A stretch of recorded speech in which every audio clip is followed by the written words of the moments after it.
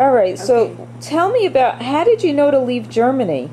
Well, it was not really. I was only 10 years old. What year was it? 1933 was in the summer, I think July, and I was 10 years old, and I had a little sister who was 2 years old, and my mother and my father. One day, I didn't know before, my father left, but I didn't know. And then my mother said he had to leave, and he could not stay no more in Germany. It became too dangerous, and I think he had a What year was that? 1933. They feel he's going to be arrested. So my father, like I say, he had to leave in a hurry. Why did they want to arrest him? Because my father had 15 people working as a tailor shop, and some of the foremen want to take over the shop with the machine, with everything. And they went to the police probably to tell them that my father left. But so they ratted on him. Yes. So the next day or two later, I think my father came back to take us out. But my mother told him, you have to leave immediately because the police is looking for you. So he left right away. The same day, evening, my mother hired a truck to come pick up everything from the apartment, plus we had the factory, about 15 people used to work there, many machinery with everything.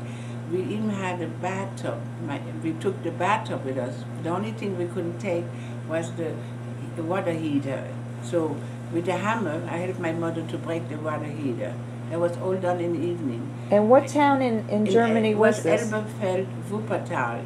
Now they call it Wuppertal, not Elberfeld, because the river name is Wupper.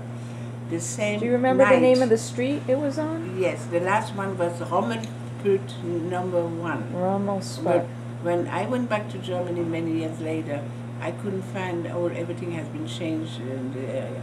Anyway, the same evening that we all had a mover packed during the night, we had to leave.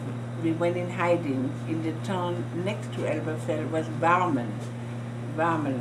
My mother must have knew somebody who would take us in because we could not stay in the place anymore. And we went in hiding. Matter of fact, I remember some incidents before we went in hiding. I was walking in the street with Sonia, and I had a feeling. Sonia was your sister? 2 years old, yes. And I had a feeling that somebody's following us, so I started to walk very fast. So I know we went hiding finally, and we waited till my mother, I don't know, I have no idea how she get 2 German people to take us from Wuppertal, Elberfeld, to the border between France, Germany, and Belgium. So again, we waited for them. They came to pick us up, took us to the train, and we traveled till we reached at the border. But we couldn't cross the border. We went down before the border with the men, 2 men. One had to carry Sonia, who was only 2 years old. We had nothing with us, nothing really. How did you pay them? My mother had to pay them with some silverware or something. We had to leave in a hurry. We could not go to the bank, and I don't think she had that much money with her. She gave her with things that we had, some silver, whatever it was. So at night, as we arrived at the border, the 2 men took us. We didn't know where to go. It was nighttime. We walked for mile and mile till we reached the Belgian border. Now you were walking where? In the woods? We walked through farmland for miles, with nothing with us. Was it daytime or nighttime? No, we walked nighttime. It was all nighttime. We arrived in Belgium at the border. It was already out of Germany, thank God. And we had no money. We didn't know how to communicate to go to the south of France, where my mother had a cousin living there in a small village, Vitry-le-François. And we were going there, but we had again no money to go by train, anything. We were completely lost. How far was that from Belgium? It took us all night, so till finally my mother asked a taxi. We found a taxi, they want to be paid in advance. We didn't have that kind of money. We promised, if you take us to the place of destination, Vitry Francois, my mother's cousin, will pay him. So one taxi driver accepted it. You know, this was the old taxi in 1933. We traveled all night in the taxi till we arrived at the destination. And there was my mother's first cousin. She took us in. She also came from Poland with 6 children, big one. One was married. Matter of fact, that's Claude Blanquet, if you remember. Yes. He's one of the... He now owns a winery. No, was a grandson of that little cousin Oh, he of was mine. the grandson. Okay. So I don't have to tell you a story about him. So we went there, and my father was already not there, I think. He was going to Paris to look for a place, an apartment to rent, someplace where my father could work as a tailor, and we could live at the same apartment.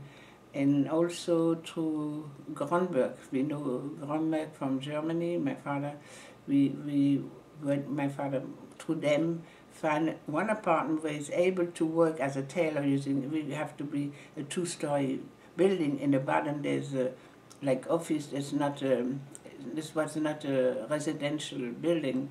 He was able to rent it out and he started working as a tailor. Now, the one story that I should forget, the train and all the furniture and the machinery went to the train in Elberfeld.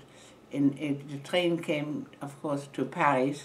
We didn't know where to put all the furniture. In Germany, we had armoire, it's the whole length of the living room. All the pieces were very tremendous. And the apartment in Germany was much bigger. Oh, we had a big apartment, we had everything. So we had nowhere, everything we had to put in the hallway, in the courtyard. A bathtub. We had no room for a bathtub. We had no bathroom. We had just a toilet in Paris. A very small apartment and very difficult to find at that time even. So it was very difficult. And then I had to go to school. I only knew German. Now I had to learn to speak French. I have no friends.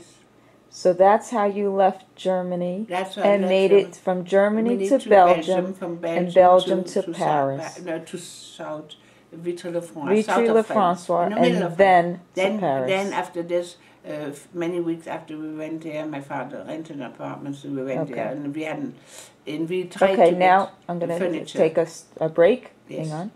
All right, thank you for that. Hang on. That's my pleasure. I hope you, I only say part of my story. Okay, we'll tell it again. Hang on.